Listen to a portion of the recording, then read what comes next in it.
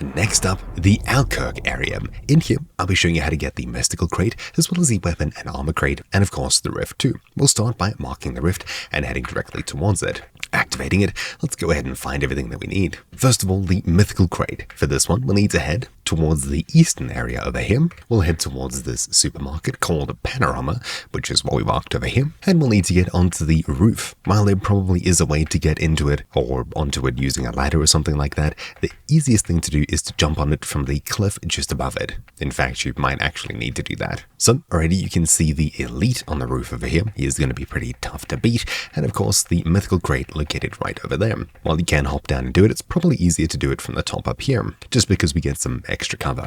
In fact, I don't even think it's going to attack us at all. Hitting its weak spot a whole bunch, we can eventually take it down pretty easily, no damage. Hop down and grab the reward from the Star Walker, which was this here. Then, heading directly across to the mythical crate, we can pick it up. There we go. This is what I got from it. Now for the weapon crates. Just on top of this building over here, in the middle over here, you'll find this crate, which is the gear crate, which we should be able to grab, and that's the first of 2 weapon crates that we need to find here. Then for the next one, we need to head all the way across to this building over here, or well, rather area. It's a tennis court. The reason we're heading up here is because we'll need to parachute down to get the last crate. From up here, you should be able to see already where we're going, and it's this building over here.